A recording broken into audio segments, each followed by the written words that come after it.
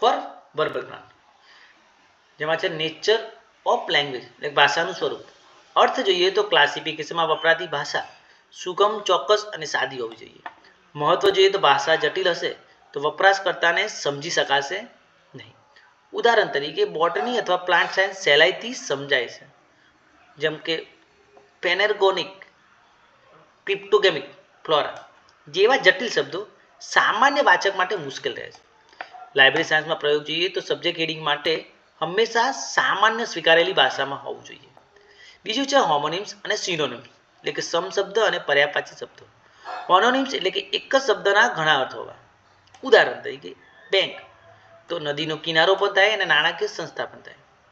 Synonyms જોઈએ તો એક જ અર્થના અલગ શબ્દો.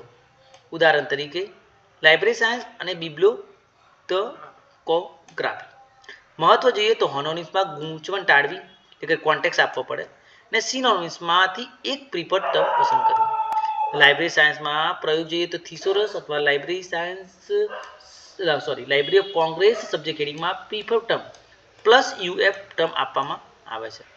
ઉદાહરણ તરીકે ઓટોમોબાઈલ માટે ટર્મ છે કાર. કેનન ફોર ટર્મિનોલોજી પરિભાષા માટેનું કેનસ, જેમાં સમાવેશ થાય છે કેનન ઓફ કોન્ટેક્સ્ટ, અર્થ છે શબ્દોનો અર્થ તેના સંદર્ભ અનુસાર લેવો જોઈએ. ઉદાહરણ તરીકે માઉસ એ બાયોલોજીમાં જીવ, કોમ્પ્યુટર સાયન્સમાં ઇનપુટ ડિવાઇસ તરીકે છે. લાઇબ્રેરી સાયન્સમાં પ્રયોગ જોઈએ તો સબ્જેક્ટ હેડિંગમાં ક્વોલિફાયર ઉમેરવામાં આવે તો માઉસ ઝૂલોજીમાં અને માઉસ કોમ્પ્યુટરમાં. કેનન ઓફ એનિમેશન અર્થ છે બધા જ સંભવિત ટર્મોની યાદી બનાવવી. મહત્વ જોઈએ જેથી ગોઠવણી સિસ્ટમેટિક બને. ઉદાહરણ તરીકે લેંગ્વેજ, જેની અંદર સમાવેશ થઈ શકે છે ગુજરાતી, હિન્દી, મરાઠી અને બેંગાલી. લાઇબ્રેરી સાયન્સમાં પ્રયોગ જોઈએ તો ક્લાસિફિકેશન શિડ્યુલમાં એક્ઝોસ્ટિવ લિસ્ટ આપવામાં આવે છે. કેનન ફોર કરન્સીમાં અર્થ છે વપરાતી ભાષા નવીન, આધુનિક અને પ્રચલિત હોવી જોઈએ. ઉદાહરણ તરીકે જોઈએ તો નેચરલ ઓફ ફિલોસોફી એ જૂનો શબ્દ છે, ફિઝિક્સ એ આધુનિક શબ્દ છે. લાઇબ્રેરી સાયન્સમાં પ્રયોગ જોઈએ તો કેટલોગમાં કોમ્પ્યુટર સાયન્સ શબ્દ વપરાય છે, ડેટા પ્રોસેસિંગ જૂના શબ્દ તરીકે ટાળાય છે. કેનન ઓફ પ્રેટિશન અર્થ છે શબ્દ ચયનમાં અશ્લીલ, અયોગ્ય અથવા અપ્રિય શબ્દો ટાળવા જોઈએ. ઉદાહરણ તરીકે બેકવર્ડ ટ્રેબલ્સને બદલે શિડ્યુલ ટ્રીપ્સનો ઉપયોગ કરો. લાઇબ્રેરી સાયન્સમાં પ્રયોગ જોઈએ તો સોશિયલ સાયન્સમાં પોલિટિકલ કરેક્ટ શબ્દો પસંદ કરવામાં આવે છે.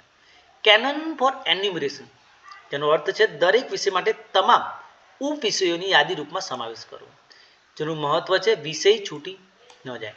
ઉદાહરણ તરીકે કેમિસ્ટ્રી હોય તો organic, inorganic, physical, analytical, biochemistry દરેકનો સમાવેશ થવો જોઈએ.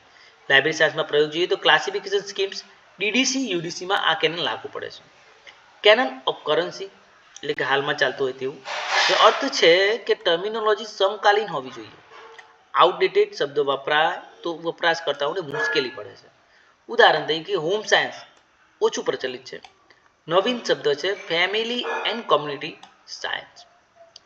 લાઇબ્રેરી સાયન્સમાં પ્રયોગ જોઈએ તો કેટલોગ અને ક્લાસિફિકેશન સ્કીમ સમયાંતરે સુધરાય છે, જેથી નવી ટર્મિનોલોજી સામેલ થાય. નિષ્કર્ષ જોઈએ તો વર્બલ પ્લાન વિષયને શબ્દોમાં વ્યક્ત કરવા માટે છે. ભાષા સાદી, ચોક્કસ અને સર્વમાન્ય હોવી જોઈએ. હોમોનિમ્સ અને સિનોનિમ્સ સંભાળી પ્રિફર્ડ ટર્મ પસંદ કરવા જોઈએ. ટર્મિનોલોજીના કેનન્સ લાઇબ્રેરી સાયન્સમાં સબ્જેક્ટ હેડિંગ અને ક્લાસિફિકેશન શિડ્યુલ તૈયાર કરવામાં માર્ગદર્શક છે. એનિમેશન અને કરન્સી ખાતરી કરે છે કે શબ્દાવલી પૂર્ણ અને સમય ઉચિત છે. આમ વર્બલ પ્લાનના કેનન્સ લાઇબ્રેરી ક્લાસિફિકેશનને યુઝર ફ્રેન્ડલી, સાયન્ટિફિક અને અપ ટુ ડેટ બનાવે છે.